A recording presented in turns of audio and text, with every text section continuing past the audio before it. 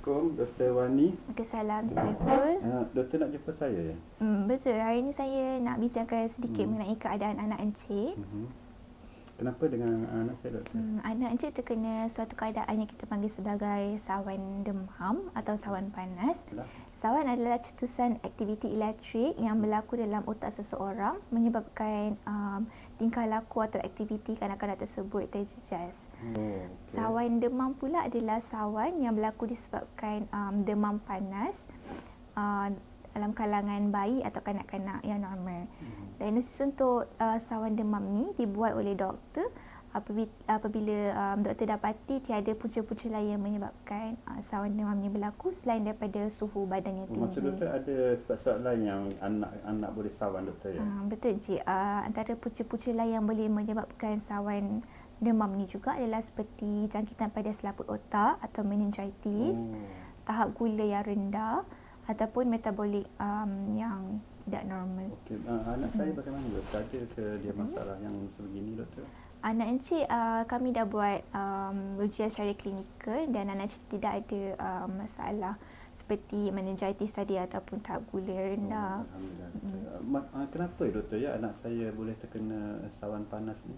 Bagi kanak-kanak yang berumur 3 bulan atas hingga 6 tahun ni, keadaan otak mereka mempunyai risiko yang lebih tinggi untuk terkena sawan. Kita panggil sebagai lower seizure threshold. Ataupun sebab lain adalah jika ada antara adik-beradik lain atau ibu bapa yang pernah terkena sawan juga, mereka mempunyai risiko yang tinggi untuk terkena sawan. Maksudnya ada genetik ke, Doktor, sawan ni? Kita panggil sebagai genetic predisposition. Okey. Jadi kalau tiba-tiba anak saya terkena sawan di rumah, Doktor, apa yang perlu saya buat, Doktor? Pertama sekali encik perlu bertenang dan jangan panik. Kemudian encik cuba tengok jam dan record masa mula dia terkena sawan tu. Kemudian pastikan anak encik berada di tempat yang rata, tempat yang selamat. Kemudian baringkan anak encik mengiring ke kiri. Kenapa ya kena baringkan sebegini, begitu? Sebab jika dia muntah atau lendir atau muntah tu tak akan masuk ke dalam paru-paru dia. Faham. Kemudian longgarkan pakaian dia lebih-lebih lagi dekat bahagian leher supaya dia boleh bernafas dengan senang. Lepas tu pastikan encik jangan masukkan apa-apa dalam mulut dia. Kenapa, Doktor? Kalau ada orang kata kena masukkan mulut supaya dia tak tergigit lidah dan apa sebagainya. Encik jangan risau sebab kalau anak encik terkena sawan ni dia tak akan tergigit lidah. Dan jika encik masukkan sesuatu dalam dia punya mulut, dia akan lagi senang untuk muntah. Lepas tu pastikan encik sentiasa berada bersama anak encik sepanjang masa sewaktu sawan tu berlaku. Dalam keadaan bagaimana, Doktor, yang saya perlu risau dan perlu membawa anak saya berjumpa doktor kalau ada sawan? Jika sawan ni berlaku pertama kali dalam hidup anak encik, lepas tu jika sawan ni berterusan lebih daripada 5 minit, ataupun jika demam dia berpanjangan, encik boleh segera bawa pergi ke klinik.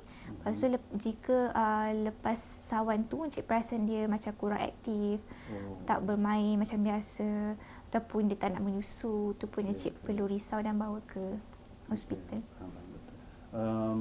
Saya risau, Doktor, ada tak kesan jangka panjang terhadap sawan panas ni terhadap anak saya, Doktor? Secara amnya prognosis atau outcome untuk sawan panas ni agak baik. Jadi encik tidak perlu risau tentang macam perkembangan anak encik. Dia takkan mempunyai risiko untuk mendapat masalah saraf. Kembangan ni macam kanak-kanak normal. Jadi dia lepas ni dia macam biasa, Doktor, macam kanak-kanak biasa. Betul. Okey.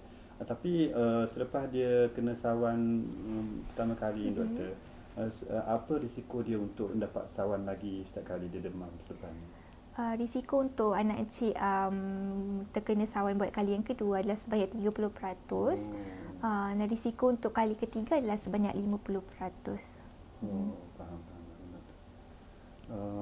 Apa Doktor yang saya perlu buat kalau next time atau depan ni dia demam dekat rumah, apa yang perlu saya lakukan? Pertama sekali encik boleh bagi dia makan ubat demam secara berkala mengikut saranan yang doktor berikan. Kemudian encik boleh lakukan teknik tapered sponging. Tapered sponging. Apa tu, Doktor, tapered sponging? Tapered sponging ni encik boleh ambil kain atau tuala, kemudian basahkan dengan air baik saja pun boleh. Pastikan air tu tak terlalu sejuk. Kemudian boleh lap pada bagian badan anak encik itulah. Lepas tu kalau dia masih demam, tak surut-surut, boleh bawa ke klinik yang berdekatan untuk pemeriksaan lanjut. Setakat ni anak saya bagaimana doktor sekarang ni? Setakat ni anak encik kami dah pantau dia masih aktif, boleh menyusu, demam pun dah surut. InsyaAllah esok boleh balik, dibenarkan balik. Okey, terima kasih doktor. Encik, setakat ni encik jelas ke tentang penerangan saya pasal sawan ni? Alhamdulillah doktor, terima kasih. Setakat ni jelas tentang penerangan doktor tu, dan insyaAllah saya boleh lakukan apa yang doktor sarankan jika anak saya demam dan jika berlaku lagi sawan di rumah. Terima kasih Dr. Wani. Sama-sama. Ada soalan lain? Tak ada, terima kasih ya. Okey. Boleh saya pergi doktor? Boleh. Okey, terima kasih.